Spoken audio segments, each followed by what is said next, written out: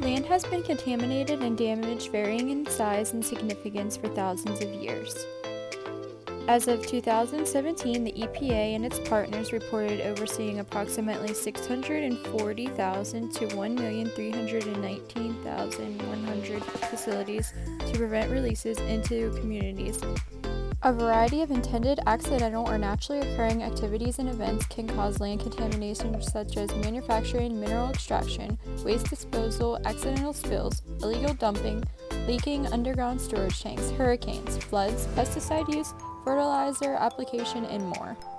According to the EPA, contaminated lands include sites contaminated by improper handling or disposal of toxic and hazardous materials and waste, sites where toxic materials have been deposited, sites where improper handling or accidents resulted in release of toxic or hazardous materials that are not waste.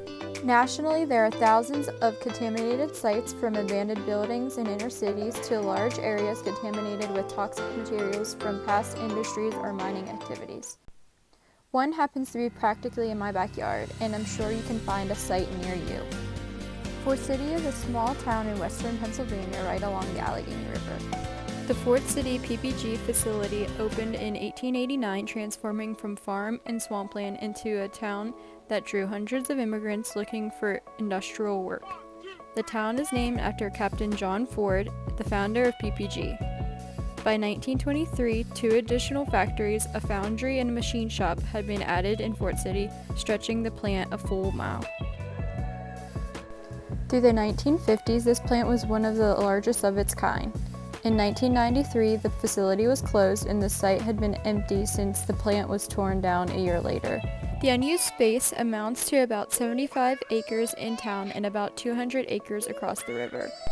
For decades, PPG disposed of waste from its glassmaking plant to the company's waste site on the other side of the Allegheny River.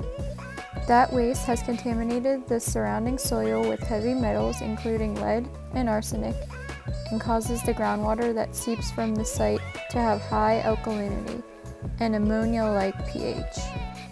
In August 2015, the court found that PPG has been unlawfully discarding contaminated water into the Allegheny River for decades. That means they violated the Federal Clean Water Act and Pennsylvania's Clean Streams Law. A variety of health and environmental hazards can be an issue from contaminated lands. Some contaminated sites pose little risk because the level of contamination and the chance of exposure to toxic or hazardous contaminants is low. Exposing humans and the environment to hazardous chemicals that may be present on the other contaminated sites are the greater concern.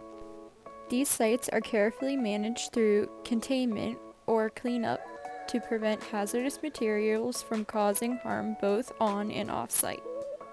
There are many ways the EPA contains the hazard of the contamination and finds ways to clean up and use the land.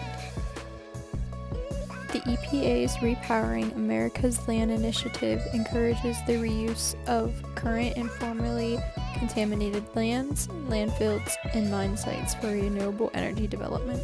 The initiative identifies the renewable energy potential and provides other useful resources for communities, developers, industry, state and local governments, or anyone interested in reusing these sites for renewable energy development.